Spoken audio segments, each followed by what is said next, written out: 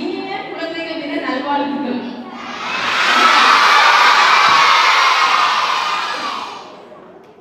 கவனிங்க, இந்த 2025ல எல்லா விஷயமும் சில்ட்ரன்ஸே வந்துட்டே இருக்கு. சரிங்களா? இந்த 2025ல ரெண்டு விஷயம் மட்டும் நம்ம வந்து என்ன பண்ண போறோம் தெரியுமா? அப்சர்வ் பண்ண போறோம். சரிங்களா? ரெண்டு விஷயம் மட்டும்.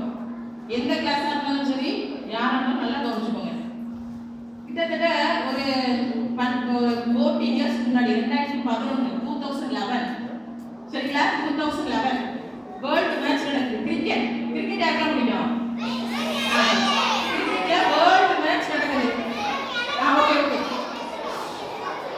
கவனிங்க 2011ல world match cricket ICC world match நடக்குது. நம்ம இந்தியா அப்பதான் எங்க போயிருக்காங்க? ஃபைனல் மேட்ச்க்குள்ள உள்ள போயிருக்காங்க. சரிங்களா? ஃபைனல் மேட்ச்க்குள்ள உள்ள போயிருக்கும்போது அது வரைக்கும் 2011 வரைக்குமே கிரிக்கெட்னால யார் தான் ஞாபகம் வருவா? தோனி. ஓகே, இப்போ தோனி. அதுக்கு முன்னாடி சச்சின் டெண்டுல்கர் தான் எல்லாருக்குமே கிரிக்கெட்னாலே அவர் தான். ஏன்னா நிறைய வரலாறு படிச்சிருக்காரு, சதம் அடிச்சிருக்காரு. அப்படி இருக்கும்போது கவனி, அப்படி இருக்கும்போது 2011 வேர்ல்ட் கப் மேட்ச்ல ஃபைனல் மேட்ச்ல டெண்டுல்கர் வந்து விக்கெட் அவுட் ஆயிட்டாரு. அப்பதான் ஒருத்தர் இறங்குறாரு, மகேந்திர சிங் தோனி. லாஸ்ட்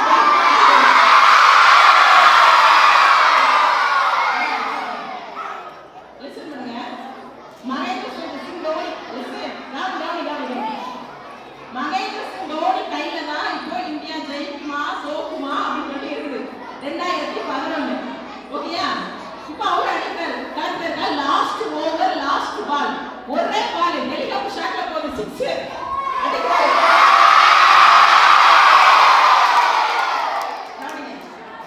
அந்த ஒரே ஷாட்ல தான் நல்ல கவனிங்க, எம்எஸ் தோனியவே இந்தியாவுக்கே, வேர்ல்டுக்கே தோனி அப்படி தெரிஞ்சது வந்து அந்த வின்னு தான். ஃபர்ஸ்ட் வேர்ல்டு கோப்பை கிரிக்கெட்டை வந்து என்ன பண்றாங்க? கோப்பையை கைப்பற்றாங்க. அதுக்கு அப்புறம் தான் தோனியை எல்லாருக்குமே தெரியும். இப்ப எல்லாருக்கும் தெரியும். ஆனா 2011 அப்புறம் தான் யாருக்கு தெரியும்? அப்ப நான் அப்ப 11th படிச்சேன். அதுக்கப்புறம் எனக்கே தெரியும். ஓ தோனி சரிங்களா? ஏன் இப்ப சொல்றேன் அப்படின்னா கவனி, ஏன் சொல்றேன்னா அதுக்கப்புறம் கிட்டத்தட்ட இப்போ வரைக்கும் 7 கப் வாங்கி வச்சிருக்காரு. கேப்டனா இருந்து IPL T20 world cup 7 cup வாங்கி வச்சிருக்காரு.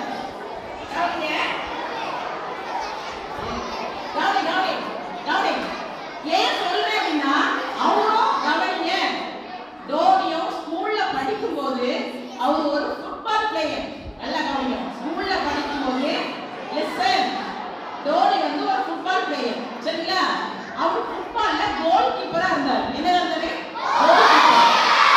கோல் கீப்பரா இருக்கும்போது அப்போ அவங்க ஸ்கூல்ல நடந்த கிரிக்கெட் மேட்ச்ல ஒரு ஆள் வரல, விக்கெட் கீப்பர் இல்ல அப்படின்னு சொல்லிட்டு தோனியை சப்ஸ்டிட்யூட்டா விக்கெட் கீப்பரா இறக்குறாங்க. யாரு? ஒரு டீச்சர். நான் எதுக்கு சொல்றேன்னா அன்னைக்கு அவரு விக்கெட் கீப்பரா இறங்கி அவருக்கு கிரிக்கெட் பிடிச்சு போச்சாங்க. அன்னைக்கு அவர் எடுத்த முயற்சி தான், அன்னைக்கு அவருக்கு கிடைச்ச வாய்ப்பு தான் அவருக்கு இப்போ இந்த வயசுல இத்தனை வெற்றிகள் குடிச்சது. ரசிகர்கள், ஃபாலோவர்ஸ் சும்மா அவரை வேர்ல்ட்ல தெரியாத ஆளே கிடையாது. புரிஞ்சுங்களா உங்களுக்கு? அதை நான் எதுக்கு சொல்றேன்னா ஃபர்ஸ்ட் வாய்ப்பு. உனக்கு எந்த வாய்ப்பு கிடைக்குதோ அந்த வாய்ப்பை என்ன பண்ணணும்? பயன்படுத்தணும். உங்களுக்கு என்ன பிடிக்குமோ அதை செய்யணும். நாங்க எதுக்கு இருக்கோம்? உங்களை எல்லா இடத்துலயுமே என்கரேஜ் பண்றதுக்கும், உங்களை பாராட்டுறதுக்கும் எல்லாத்துக்குமே டீச்சர்ஸ் இருக்காங்க. புரியுதுங்களா? அன்னைக்கு ஒரு டீச்சர் தான் அவரை கொண்டு போய் எங்க பாட்டினாங்க? விக்கெட் கீப்பரா. அவரை ஏற்றிட்டதான் சின்ன வயசுல இருந்து இப்போ வரைக்கும் கிரிக்கெட் பிளேயரா எல்லாருக்கும் தெரியும். தோனின்னா தெரியாத ஆளே இருக்காது. 4 வயசு 3 வயசு குழந்தைன்னு தெரியும். சரிங்களா? என்ன கிரிக்கெட் பார்க்கும்போது மிஸ் சொல்லுதான் ஞாபகம் வரும். என்ன வரணும்? ஆப்பர்ச்சுனிட்டி, வாய்ப்பு.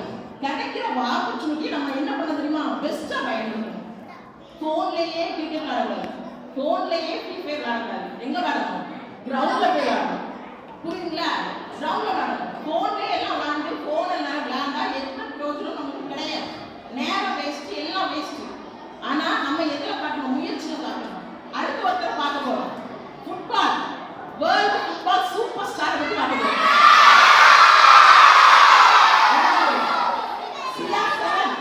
CR7 தெரியாத ஆளே கிடையாது. CR7 யாரு? Cristiano Ronaldo. சரியா? எதுக்கு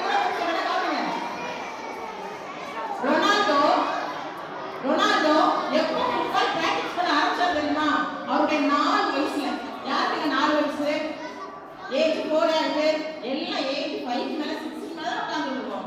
உங்களை மாதிரி இருக்கும்போது ரொனால்டோ கிரவுண்ட்ல ஃபுட்பால் விளையாடுவாரு. நான் ரெஸ்ட் ஸ்டார்ட் பண்ணிட்டேன். இத்தனைக்கு அவர் ரொம்ப கஷ்டப்பட்ட ஃபேமிலியில வந்தவர். பிராக்டிஸ் எத்தனை வயசுல இருந்து 4 வயசுல. ஏன்னு சொல்றேன்னா இப்போ வேர்ல்டுலயே உலகத்திலேயே அதிகம் சம்பாதிக்கக்கூடிய விளையாட்டு வீரர் எல்லா ஃபீல்ட்லயும் கிரிக்கெட், ஃபுட்பால், ஹாக்கி அப்படின்னு எல்லா ஃபீல்டும் அதிகமா சம்பாதிக்கிறது யாருன்னா ரொனால்டோ. சரியா?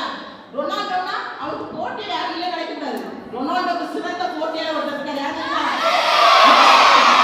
மெஸ்ஸி. சரியா? மெஸ்ஸி எப்பவுமே போட்டிகள் இருந்தாதான் மெஸ்ஸி அதிகமா சம்பாதிக்கிறது ரொனால்டோ. ஏன் சொல்றேன் தெரியுமா? ரொனால்டோக்கு 37 வயசு இருக்கும்போது ஒரு வேர்ல்ட் கப் மேட்ச்ல தோத்துட்டார். சரிங்களா? தோத்த உடனே எல்லாருமே ஜெயிக்கிறவங்களே பேட்டி எடுப்பாங்க. ஆனா தோத்தது யாரு? வேர்ல்ட் ஃபேமஸ் ஃபுட்பால் பிளேயர் இல்லையா, சூப்பர் ஸ்டார். உனக்கு ரொனால்டோட பேட்டி எடுக்கணும் அப்படின்னு சொல்லிட்டு எல்லா பத்திரிக்கையும் ரொனால்டோவை தேடுறாங்க. கிரவுண்ட்ல இல்லை, தேடுறாங்க வீட்லயும் இல்லை, தேடுறாங்க எங்க தெரியுமா? மேட்ச் நடந்தாலும் தெரியும். எப்படி நைட் 11-12 தான் மேட்ச் முடியும். கிரவுண்ட்ல பிராக்டிஸ் பண்ணிட்டு இருக்காரு. யாரு?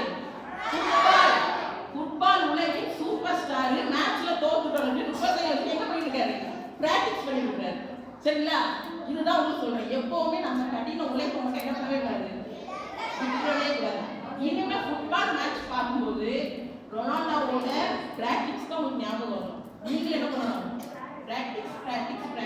உங்களுக்கு என்ன வருதோ, படிப்பு வந்தா படிப்பு, எந்த டிபார்ட்மெண்ட் வருதோ, படிப்பு வருதா, விளையாட்டு வருதா, கிரிக்கெட் வருதா, ஃபுட்பால் வருதா, இல்ல எனக்கு வந்து என்ன இதெல்லாம் தெரியல, பாட்டு தான் வரும், டான்ஸ் தான் வரும், எது தெரியுமோ அதெல்லாம் என்னதான் வரணும், பயங்கரமான என்ன வரணும், பெஸ்டா வரணும்.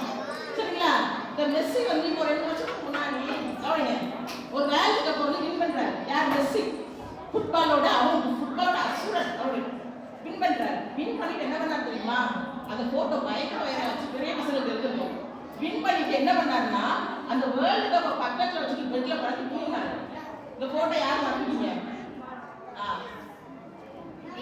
சரிங்களா? கவனி, அந்த கோப்பைய வேர்ல்டு கப்பை பெட்ல பக்கத்துல வச்சு பெட்ல பக்கத்துல வச்சு தூங்குறாரு.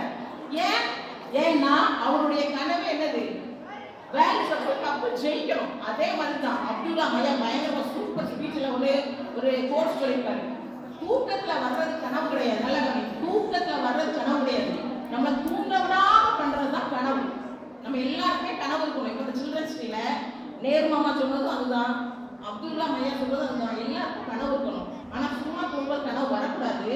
நம்ம தூங்க விடாம பண்றதுதான் கனவு.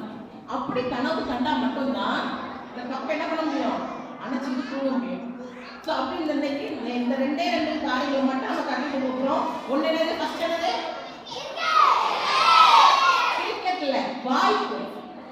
அந்த கிரிக்கெட்டை பார்க்க யாருன்னா வாய்ப்பு, ஆப்பர்ச்சுனிட்டி. எந்த ஆப்பர்ச்சுனிட்டி வருதோ அதை வந்து கரெக்டாக என்ன பண்ணணும், யூஸ் பண்ணணும், கரெக்டாக பயன்படுத்தணும். செகண்ட் என்ன தெரியுமா? பிராக்டிஸ், கடின உழைப்பு. அந்த பிராக்டிஸ் உனக்கு என்ன வருதோ அதை நல்லா என்ன பண்ணணும், பிராக்டிஸ் பண்ணிக்கிட்டே இருக்கணும். டைம் இல்லை அதெல்லாம் சொல்லக்கூடாது. என்ன வருதோ அதை பண்ணணும். சரிங்களா? பெஸ்டா பண்ணணும். உங்க எல்லாருக்கும் எனக்கு இந்த வாய்ப்பு கொடுத்த என் அன்பு உணர்வுகளுக்கும் இன்னும் என் கூட வேலை பண்ண எல்லா ஆசிரியர்களுக்கும் நன்றி கூறி மறுபடியும் ஒரு விஷயம் இந்த வருஷத்துல எல்லாருக்கும் ஹாப்பி சில்ட்ரன்ஸ் டே சொல்லி உங்க எல்லாத்தையும் வாழ்த்தி நான் கூட வரவேற்பேன்.